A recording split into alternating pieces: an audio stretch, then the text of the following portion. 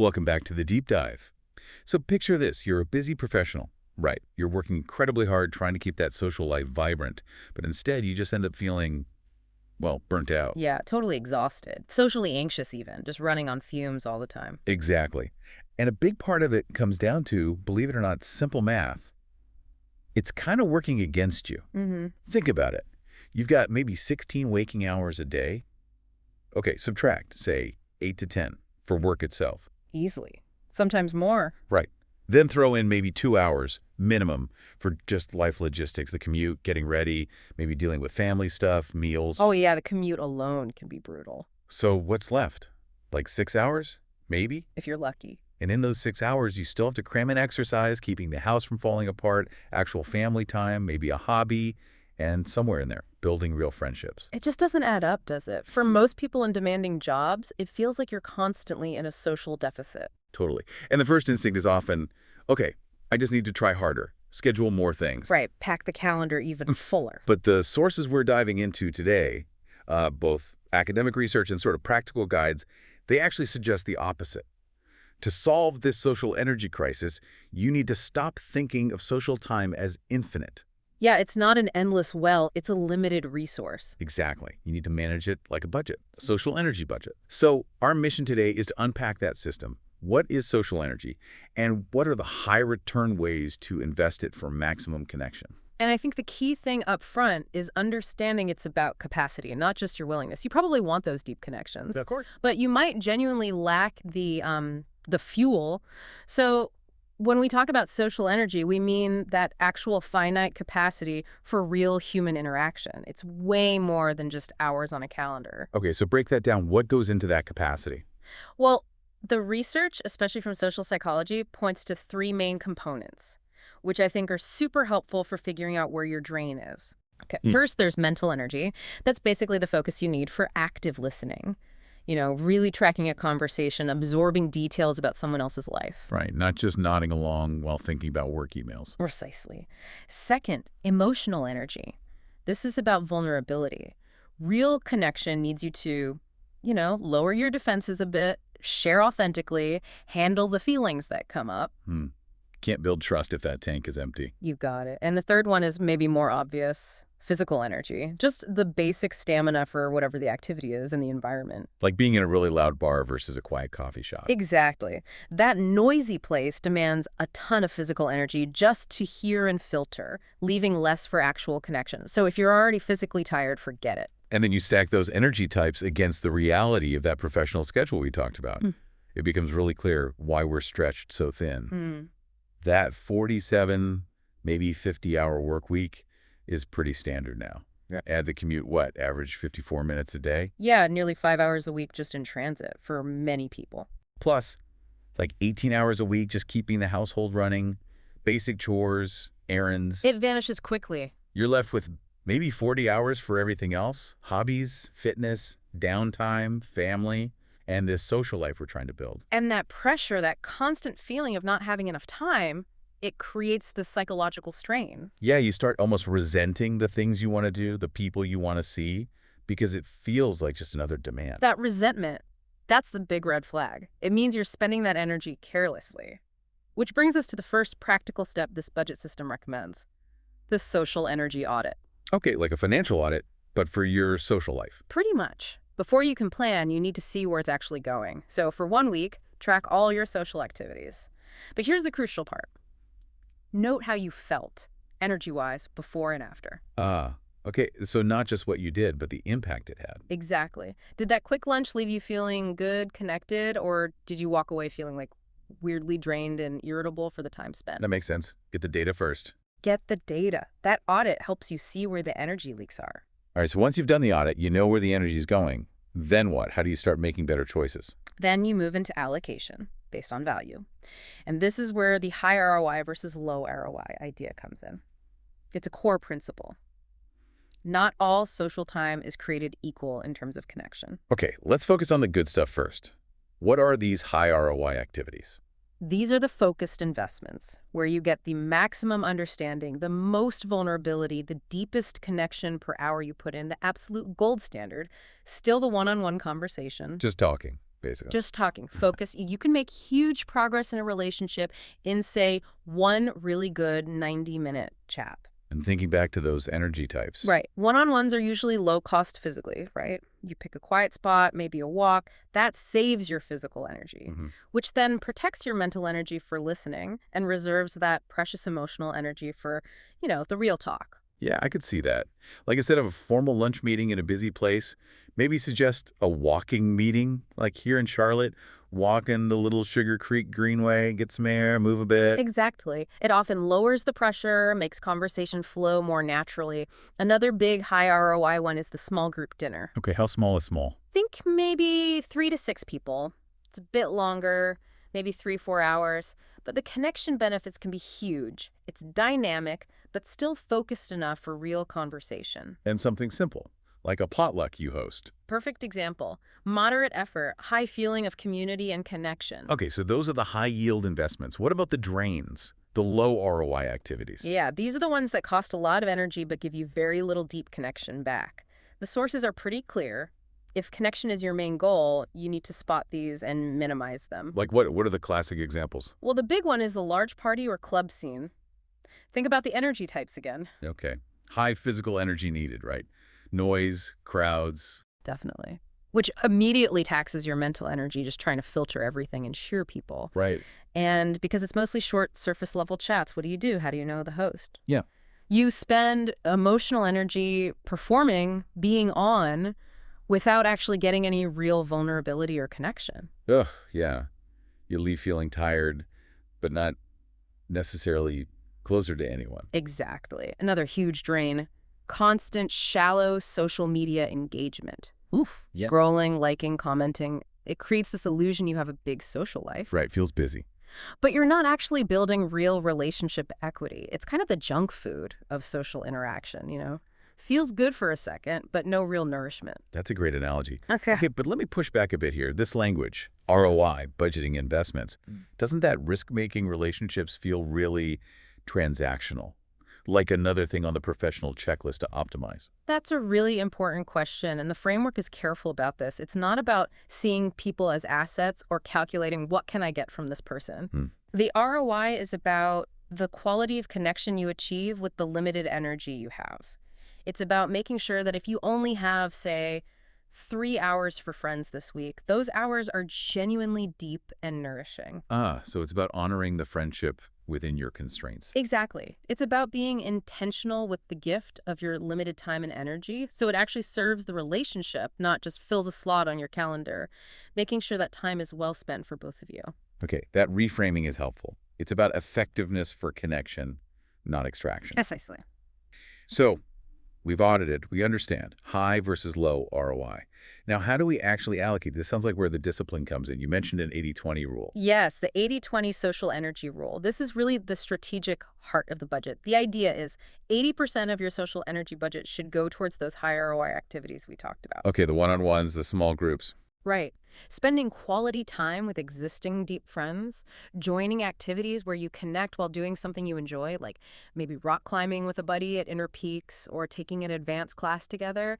This 80% is for maintaining and deepening those core connections. God, so what's the other 20% for? That 20% is your, let's call it, exploratory budget. This can go to medium ROI activities, things like larger community events, maybe some industry mixers, bigger friend gatherings. Things that offer variety, maybe meet some new people. Exactly. Good for casting a wider net sometimes, or just lower stakes fun. It's not the core relationship building, but it has its place. And the low ROI stuff, the big parties, the draining obligations. The recommendation is pretty stark, 0% allocation. Right. Unless, and this is the important caveat, you're doing it purely for entertainment, not connection. Okay. So go to the concert because you love the band, fine. But don't kid yourself that it counts as building friendships. You got it. Recognize it for what it is, fun maybe, but not a strategic social investment if connection is the goal. Okay, but here's the professional rub, right? What if your job kind of requires you to show up at some of those, let's be honest, often low ROI networking events or obligatory client dinners? You can't just allocate 0% if it feels mandatory for your career. That's a great point and a common challenge. The advice here is strategic reframing. If an event is truly mandatory for work, it comes out of your work budget, not your social budget. Oh, interesting distinction. Yeah. Treat it like a work task. You go with a specific limited goal, maybe connect with one key person, be visible for an hour, then you get out. Minimize the performing energy drain. That way, you protect your actual social energy reserves for things that genuinely nourish you later. That makes a lot of sense. Okay, so allocation is key. What about timing? Does it matter when we schedule these things? Absolutely. This is another layer of efficiency. You need to match the energy demands of the activity with your own typical energy levels throughout the week. Don't try to have a deep, vulnerable conversation when you're already fried from a long Monday. Exactly. The sources suggest thinking of Monday through Wednesday as potential triage days. Your energy might be lower. Right. So use those times for lower stakes, maintenance activities. A quick 30-minute call on your commute, maybe just some thoughtful text check-ins, a quick coffee near the office with a colleague. Keep the connection warm without demanding huge energy output. Low commitment, but consistent. Then, you strategically guard your higher energy slots, usually Thursday evening through the weekend, for the bigger, high ROI stuff. Okay.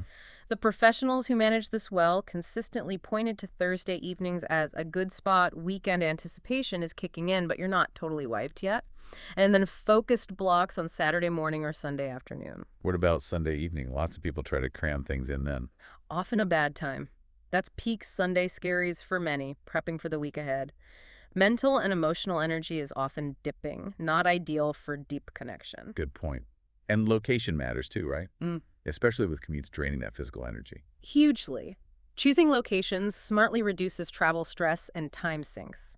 If you work uptown, maybe suggest meeting at 7th Street Public Market for a quick lunch instead of making someone cross down. Or that walking meeting idea on the Greenway. Yeah. Less travel friction means more energy for the actual interaction. Maximize connection per mile, basically. Exactly. Conserve that physical energy. So this all sounds great in theory, but making it work, it seems like it hinges on being able to say no sometimes, which is hard. It's probably the hardest part, but it's non-negotiable if you want to protect your budget. You have to set boundaries. Okay, but how do you do it gracefully, without offending people or damaging relationships? There are techniques. One really effective one is the grateful decline. You acknowledge the invitation warmly, show appreciation, but then immediately pivot to suggesting a high ROI alternative that does work for you. Give me an example. Like, wow, thanks so much for inviting me to that big fundraiser. That sounds great. Unfortunately, I've got something else that Friday night. But hey, I'd really love to catch up properly. Are you free for coffee next Tuesday morning? Ah, okay.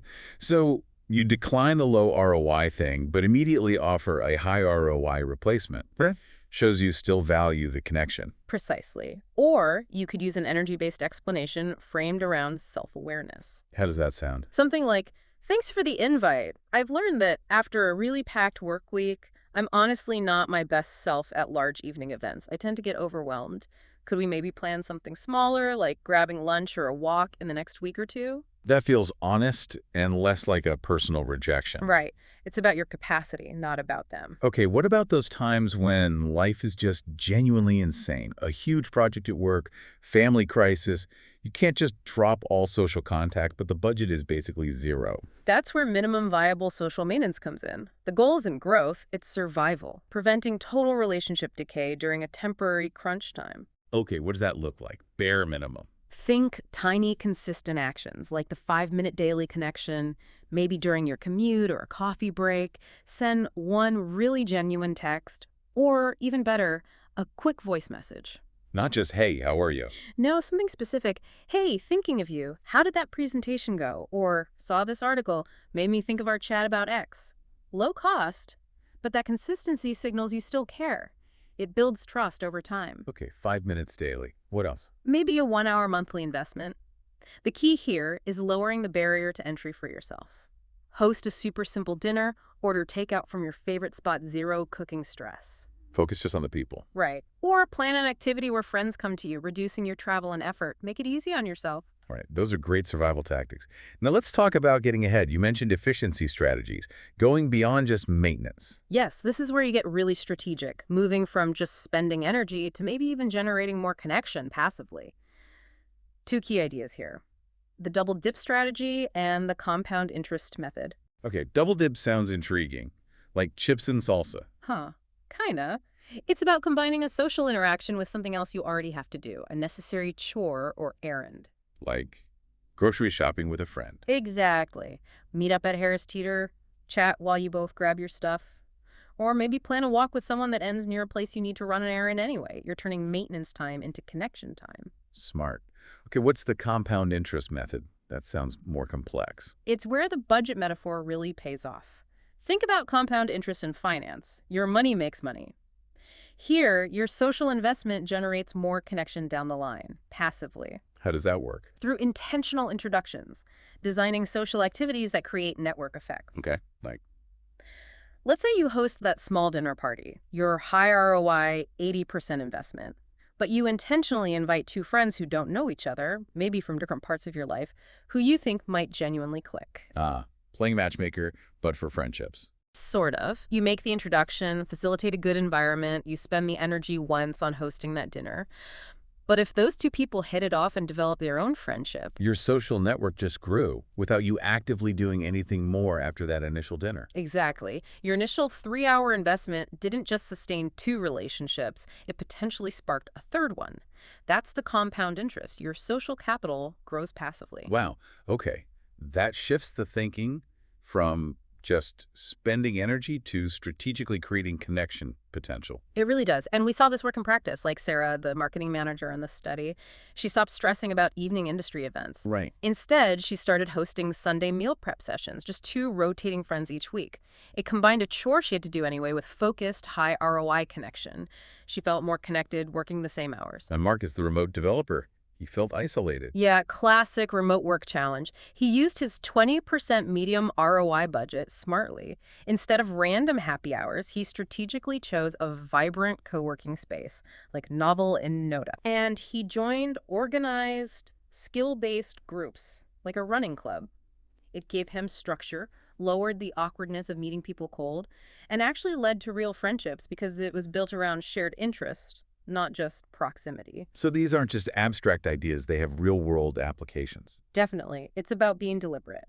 So wrapping this all up, for you listening, the busy professional juggling everything. This social energy budget idea, it's not about being antisocial or cold, it's the opposite. It's about being intentionally social. Yeah, making the time you do have really count. Recognizing that your energy, your capacity for connection, it's precious. It deserves the same kind of thought and planning you give your career or your finances. And the payoff isn't just, a better social life. The sources show it leads to deeper connections, sure, but also less burnout, less social anxiety, and weirdly, maybe more overall energy because you stop wasting it on those low-value drains. It's about quality over quantity, fundamentally. Okay, so here's the final thought we want to leave you with. We usually think about spending social energy like it's gone once you use it. Right, like draining a battery. But that compound interest method suggests something else. What if your goal wasn't just to spend energy-sustaining relationships, but to design interactions that actually generate new connections? So if you only have, say, 6 really good hours of social energy this week, how can you make sure your next 3-hour investment doesn't just nurture one friendship, but maybe introduces 2 friends who could connect on their own? How can you get your social energy working smarter, not just harder, to double your long-term connection return? Something to really think about. Go audit your energy. Start building that compound interest.